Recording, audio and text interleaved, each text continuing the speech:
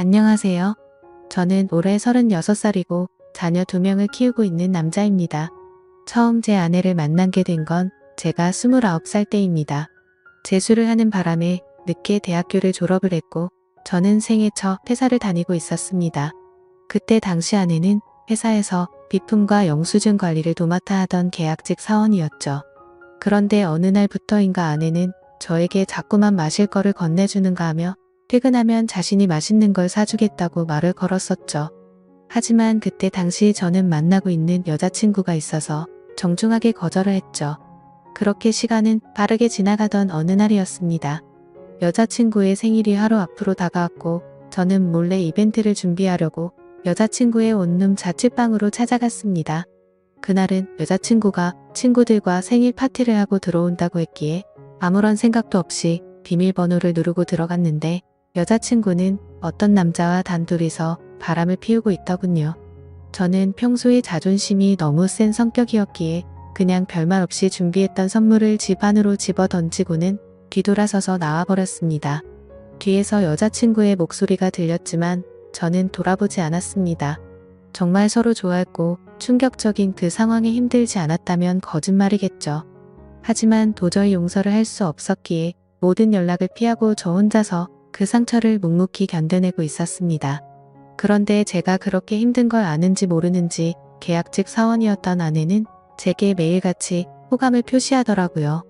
사실 저는 아내에게 관심이 없었습니다. 외모는 평범하면서도 귀여운 편에 속했지만 여자에 대해 진절머리가 났던 상태였습니다.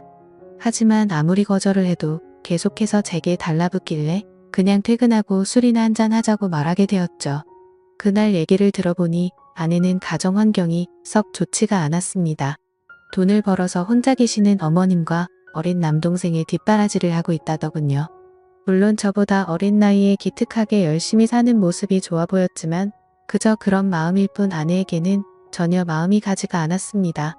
그렇게 퇴근 후 술을 마시는 게 몇 번이 반복되다 보니 점점 외로워져서 정신을 놓은 건지 아내와 함께 시간을 보내게 되었습니다. 사실 그날 이후로 사귄다고 말만 하지 않았을 뿐 다른 연인들처럼 데이트도 하고 사귀는 것과 다름이 없었죠. 그렇게 몇 개월을 지내다 보니 새벽녘에 전 여자친구에게서 연락이 오더군요. 사실 시간도 많이 지나게 되어서인지 별로 대수롭지 않게 생각을 하게 되었고 결국에는 헤어졌던 여자친구와 다시 만남을 가지기로 했었습니다. 그로 인해 퇴근 후 데이트를 하던 아내에게는 이제 서로 신경 쓰지 말고 남남처럼 그냥 지내자라고 말을 해버렸습니다. 하지만 다시 만났던 여자친구와는 며칠도 채 가지 못해서 다시 끝이 나고 말았죠. 처음에는 대수롭지 않게 생각했지만 만나면 만날수록 그때 있었던 일이 자꾸만 떠오르더군요. 더 오래 만나다가는 제게 의처증이 생겨나 버릴 것 같고 상상만 해도 견딜 수가 없어서 또 다시 헤어짐을 선택하게 됐습니다. 그러던 중 저녁 늦게 지금의 아내에게서 갑자기 연락이 왔습니다. 한참을 아무 말 없이 망설이더니 임신을 했다고 말하더라고요. 사실 그때 그 이야기를 들었을 때는 많은 생각이 들었죠. 정말 임신을 한 게 맞는 건가? 나를 붙잡으려고 지어낸 이야기가 아닐까라고 생각도 했고 별의별 생각이 다 들었습니다. 저는 다시 한번 확실하냐고 물었더니 확실하다고 하더라고요. 솔직히 그때 당시 아내에게는 정말 몹쓸 짓을 많이 했습니다. 물론 어린 나이는 아니었지만 갑작스러운 상황에 어떻게 이걸 해결해야 할지 몰라 저는 무작정 아내를 무시하기 시작했습니다. 정말 지금 생각해봐도 제가 너무 무책임하기 짝이 없었습니다. 매일같이 울고 불며 이야기를 했지만 저는 끝끝내 아무 말도 하지 않고 모르쇠로 일관했었으니까요. 그리고 눈물만 뚝뚝 흘리는 어린 아내에게 따뜻한 말 한마디도 한 적이 없었습니다. 그렇게 시간은 지나갔고 아내는 마침 계약직 날짜가 종료되어서 회사에 더 이상 나오지 않게 되었습니다. 솔직히 그때는 저도 모르게 안도감이 먼저 들더군요. 이제는 가시방석에 앉아있을 필요도 없겠구나 하면서 말이죠. 정말 지금 생각해도 저는 천하의 나쁜 놈이었습니다. 아무튼 그날이 있고 나서는 멘탈이 제대로 잡혀지지가 않았죠. 그러다 어느 날 친형과 술을 먹게 되었습니다. 이런저런 이야기를 나누다 결국 지금까지 있었던 모든 이야기를 털어놓게 되었습니다. 당연히 친형은 제게 욕부터 하더라고요. 결국에는 부모님 귀에까지 들어가게 되었습니다. 집에서는 난리가 났었죠. 아버지께서는 남의 자식 망쳐놓고 뭐 좋은 일 있다고 매일같이 술이나 마시고 다니냐고 엄청 화가 나셨습니다. 어머니와 친형까지 저의 행동에 엄청나게 비난을 했었고 부모님께서는 집에 한번 데리고 오라고 하셨고 저는 또 모르쇠로 일관했습니다. 하지만 어느 날 형은 제 휴대폰 연락처를 뒤지게 되었고 아내의 연락처를 알아내어서 저를 제외한 가족들이 아내를 만나게 되었습니다. 그러고는 며칠 뒤에 저는 모르게 아내를 집으로 부르셨습니다. 저는 당연히 아무 생각 없이 친구들과 술을 마시고 늦게 집으로 들어갔는데 제 아내가 집에 와 있어서 정말 얼마나 깜짝 놀랐는지 모릅니다. 일단 어쩔 수 없이 저는 아내와 나란히 부모님 앞에 앉게 되었고 부모님께서는 앞으로 어떻게 할 거냐고 화를 내셨습니다. 저는 그냥 술김에 짜증도 나고 이 상황을 빨리 벗어나고 싶은 마음이 컸습니다. 그래서 홧김에 저는 그냥 결혼할 테니까 더 이상 좀 그만하라고 앞으로 이 문제로 왈가불가하지 말아달라고 말했습니다. 솔직히 홧김에 그런 말을 하긴 했지만 당연히 그때 당시 저는 이 말을 한다고 해서 정말 결혼할 생각은 없었습니다. 부모님 역시 그러라고 말씀하실 일은 절대 없다는 확신에 차서 한 말이었죠. 하지만 예상외로 아버지께서는 그때 그 자리에서 또박또박 말씀하시더군요. 그러면 지금 처잡은 부모님이랑 조만간 만나서 이야기를 하고 싶으니 부모님이 시간 되실 때 자리를 한번 마련해보자고 하시더군요. 이때 당시도 설마라는 생각을 가지고 있었고 술에 취해서 그냥 대충 상황을 정리하고 얼른 일어나서 제 방으로 들어가 버렸습니다. 그렇게 아내는 집으로 돌아갔고 저는 술이 점점 더 올라오더니 제게 말도 없이 집에 찾아온 게 너무 화가 나더라고요. 그래서 새벽 늦은 시간에 전화를 걸었습니다. 차마 입에 담을 수 없는 욕이란 욕을 다 하면서 막말을 엄청 쏟아냈습니다. 아내는 저희 부모님이 비밀로 하라고 해서 미리 말 못했다며 그저 미안하다고 울기만 하더라고요. 아무튼 그날 이후로는 부모님과도 말을 하지 않았습니다. 그러자 부모님께서도 저를 없는 사람 취급하시더군요. 그러다가 며칠이 지나서 친형이 제게 얘기 좀 하자고 부르더군요. 무슨 일인가 싶어서 형과 이야기를 하는데 오늘 부모님께서 아내분 어머님을 만나 뵙고 왔다는 이야기를 제게 해주더라고요. 오늘 가보니 그쪽 상황이 많이 힘든 걸 알게 되었답니다. 얘기를 해보니 아내가 벌던 돈들은 전부 처가댁에 장모님과 처남의 생활비로 다 들어갔었고 지금까지 아내가 모아놓은 돈도 없다고 말하더군요. 그쪽이 형편이 좋지 않아서 당장 혼수조차 부담하기가 힘든 상황이라며 제게 어떻게 하려고 이런 일을 벌인 거냐고 묻더라고요. 저는 그 말을 듣고 속으로 만세를 불렀습니다. 이제 부모님께서도 이 결혼을 포기하시겠구나 라는 생각이 들었던 거죠. 그리고 그때 당시에 저도 취직을 한 지 얼마 되지 않았었기에 모아둔 돈이라고는 고작 1,000만 원 가량밖에 없었거든요. 하지만 보수적인 성격이었던 저희 부모님은 고집을 꺾지 않으셨습니다. 결혼식이야 가족끼리 조촐하게 치르면 되는 거고 집 문제야 본가에서 같이 살면 다 해결되는 문제니 뭐가 문제냐며 제 기대를 꺾어버리셨습니다. 결국 순식간에 결혼 날짜를 잡게 되었고 일정대로 척척 진행이 되더군요. 저는 그때부터 너무 당황했고 속이 타들어갔습니다. 그렇게 좋아하지도 않았던 여자랑 결혼을 해서 평생을 함께할 생각에 암담하더군요. 그리고 부모님의 고집만 내세우니까 점점 화가 나서 크게 대들기도 했습니다. 제 앞으로의 인생이 달린 문제인데 왜 이렇게 무책임하게 진행하냐고 화를 냈죠. 그러자 부모님은 네가 저지른 문제는 성인이 된 네가 책임지는 게 맞는 거고 네가 결혼한다고 하지 않았냐고 되묻자 저는 할 말이 없어졌습니다.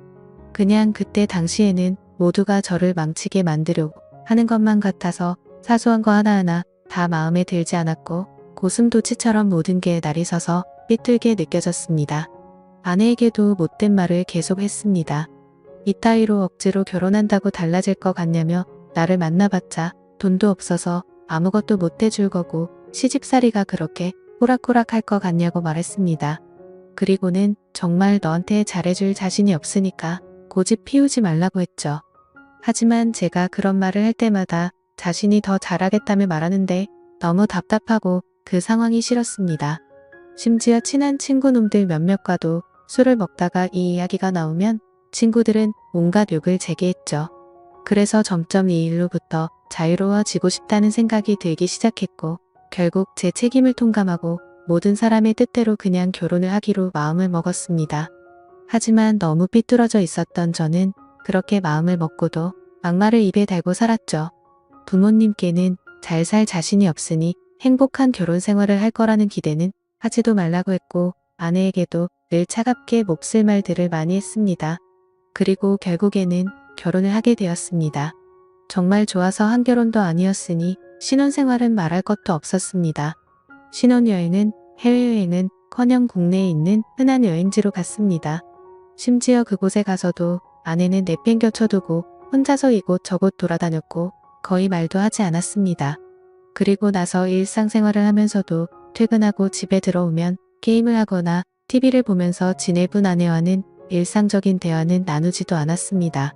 그리고 주말이나 노는 날에는 저는 항상 밖에서 친구들과 놀고 술을 먹다가 들어오고는 했죠. 평범한 부부들은 아내가 아기를 가졌을 때 극진히 대접받는다고 하지만 저희 부부는 그렇지 못했기에 제 아내는 그런 대접은 전혀 받지 못했습니다. 오히려 제 눈치를 보느라 뭘 먹고 싶다라는 이야기조차 단 한 번도 한 적이 없었죠. 그렇게 아내는 제게 불평이나 불만을 전혀 말하지 않았습니다. 그냥 묵묵히 혼자서 어머니와 집안일을 했죠. 하지만 저도 사람인지라 마음이 안 좋을 때도 있었지만 자존심이 쓸데없이 너무 강한 나머지 그러게 내 말 듣지라는 생각으로 그냥 그러려니 하고 넘어갔습니다.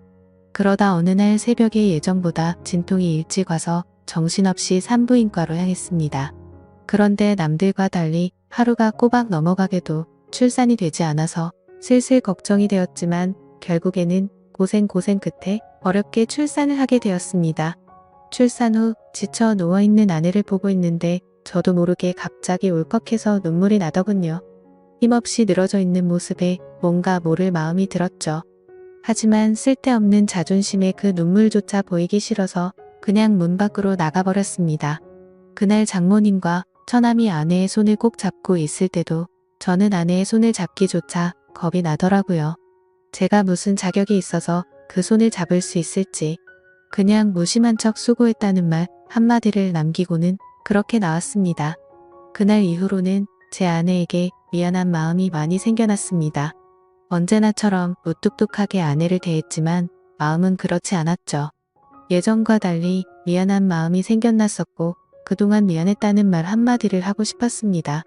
그렇지만 왠지 모를 쓸데없는 생각에 아무런 말도 하지 못했던 거죠. 그러다 어느 날 제 어머니께서 간이 좋지 않으셔서 계속 정기검진을 받고 계셨는데 결국에는 이게 점점 상황이 악화되었습니다. 병원에 입원하셨을 때 친형과 어머니 그리고 아내가 번갈아 가면서 병실을 지켰습니다. 전 휴일에만 병실을 지켰고요. 자녀를 낳아서 키우고 계신 분들은 아마 아실 겁니다. 새벽이고 낮이고 아이가 잠도 안 들고 울고 할 때마다 아내는 잠이 들지 못했습니다. 그렇다고 제가 애를 봐주고 하지도 않았으니까요. 그렇게 잠도 제대로 못 자고 병실에서 간호를 했으니 그 피곤함은 말로 표현할 수가 없을 거란 거 잘 알고 있었습니다. 그런데 그때조차도 따뜻한 말 한마디 하지 않았습니다. 병실에 있던 다른 분들조차 며느리가 진짜 효녀라며 저한테 장가 잘 갔다는 칭찬을 할 때도 아무런 말도 하지 못했습니다. 입이 두 개라도 할 말이 없는 건 당연했던 거죠. 다행히 수술은 잘 되었고 어머니께서 퇴원하시기 전까지 아내는 그렇게 육아와 병간호를 했습니다. 어머니가 몸이 괜찮아지시고 집에 오셨을 때 부모님께서 물려받은 땅을 팔았다며 1억 5천만 원을 주셨습니다. 근처 전세라도 얻어서 이제 분가라고 하시더라고요. 아내는 한사코 괜찮다고 말하는데 저는 그러자고 했습니다. 사실 이때 그러자고 말을 한 건 아내에게 미안한 마음이 너무 커서였습니다. 아무래도 시부모님이랑 같이 사는 것보다는 그래도 무뚝뚝한 남편일지라도 아들과 셋이서 사는 게 나을 거라고 생각했죠. 부모님은 당연히 그렇게 하라고 하셨고 아파트로 전세를 하나 구해서 분가를 했습니다. 거의 말도 안 하고 했지만 간간히 아이도 같이 봐주고 이사하고 처음으로 레스토랑을 갔는데 맛있다고 웃으며 말하는 아내를 보면서 이때부터 정말 마음이 울컥해서 눈물이 날 뻔했죠. 그래서 그날 이후로 저는 변하겠다고 다짐을 했습니다.